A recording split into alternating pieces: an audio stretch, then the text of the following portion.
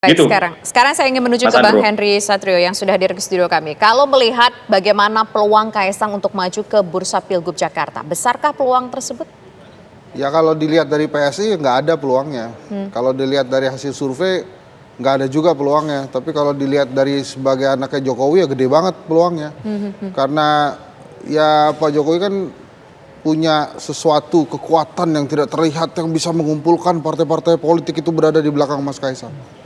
Jadi kansnya ya paling gede Mas Kaisang. Dibandingkan Ridwan Kamil aja masih Mas Kaisang. Jadi maksud Bang Hensat, keran koalisi partai akan merapat ke Kaisang begitu dinantikan? Ya, Hari ini bertemu PAN bukti ya PSI? bukan juga Ando. Sampai saat ini Kim itu belum memutuskan siapa calonnya. Karena nunggu Pak Jokowi memutuskan Kaisang mau maju Jakarta atau Jawa Tengah. Jadi kalau Pak Jokowi memutuskan Kaisang Jakarta, Jakarta dia. Dan sampai saat ini saya nggak ketemu alasannya kenapa Kaisang harus jadi nomor 2. Padahal jalan untuk jadi nomor 1-nya ada. Kenapa harus di Jawa Tengah? Padahal jalan di Jakarta juga ada. Jadi kalau menurut saya dengan berbagai hipotesa itu, Kaisang maju ke Jakarta sebagai anak Pak Jokowi paling gede. Oke. Gitu. Jadi Oke.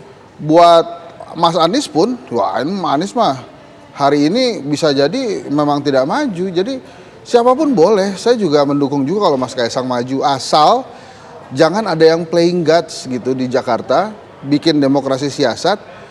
Akhirnya harus lawan kota kosong gitu.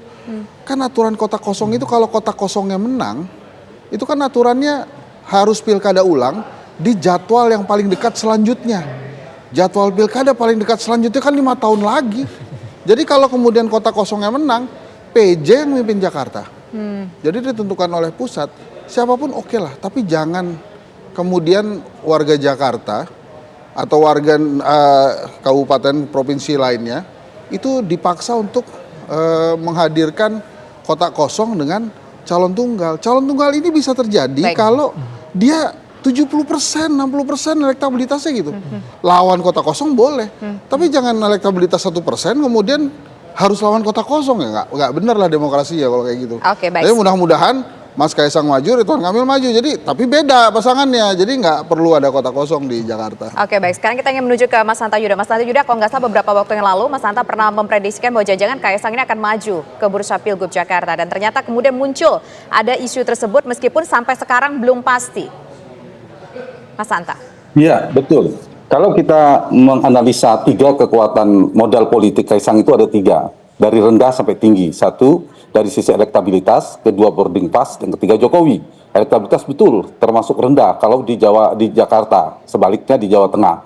Kalau dari sisi boarding pass ini cukup tidak rendah karena ada 8 kursi. Itu cocoklah untuk posisi kalau dikomposisikan menjadi cawagup. Dan ketiga adalah faktor Jokowi, dan kita tahu faktor Jokowi ini menjadi kunci negosiasi elit di level kandidasi.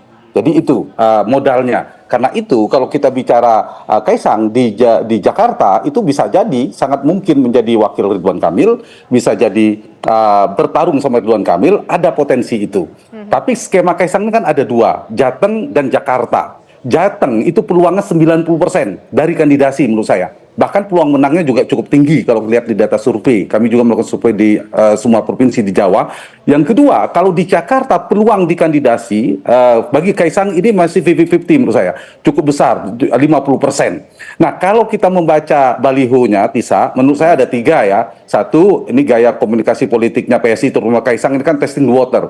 Depok, Bekasi, sekarang coba Jakarta. Yang kedua bisa jadi sekaligus menyita perhatian publik, menyodok bola biliar yang masuk seperti di Jakarta, padahal sebenarnya yang akan masuk di Jawa Tengah untuk mengamankan Jawa Tengah semakin aman.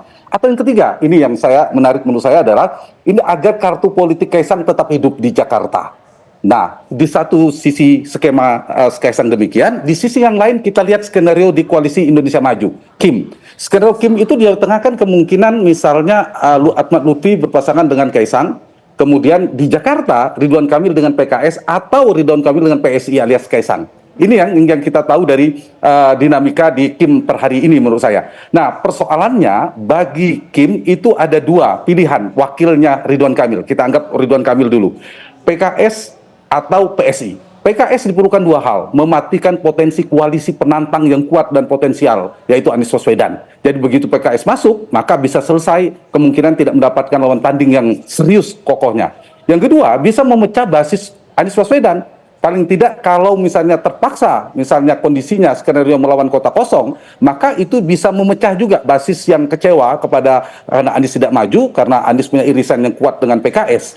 Nah karena itu dari sisi PKS ada problem bagi Kim kalau kemudian mengambil Mas Kaisang. Nah persoalannya apakah kalau mengambil PSI bisa mengambil Kaisang? Bisa. Kalau Kim solid, betul-betul terkonsolidasi. Yang plus ini setelah Kim kemudian ada Nasdem, ada PKB, ada PKS. Nah, negosiasi, konsesi dan kompensasi politik PKS harus dibereskan di luar Pilkada DKI. Misalnya PKS seperti Nasdem dan PKB diselesaikan urusannya masuk pemerintahan nasional, Prabowo Gibran ke depan, masuk mendapatkan jatah menteri, kemudian tidak mengambil jatah wagub, diserahkan kepada Kim, maka disinilah pintu masuk bagi Pak Jokowi untuk memasukkan dalam radar Pilkada DKI bagi Kaisang di dalam kontestasi Pilkada Jakarta. Jadi skenario ini tergantung. Kalau PKS dianggap aman, tidak terpental, saya sih punya keyakinan Masuki Kaisang yang akan menjadi wakil Ridwan Kamil.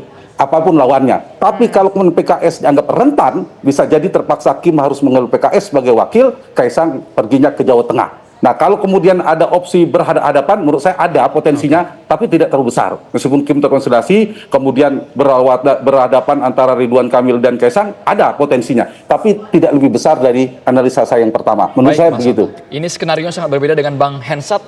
RK dengan Kaisang versi Mas Hanta Yuda akan bersanding. Tapi kalau abang bilang akan bersaing di Jakarta. Sesaat lagi mana yang benar? Hanya di Kabar Petang pemirsa. Kita akan masuki banyak juga orang yang mempertanyakan apakah Kaisang nanti akan bersanding bersama dengan RK atau malah sebaliknya bersaing di luar Kim. Seperti apa Mas Uki melihatnya Mas?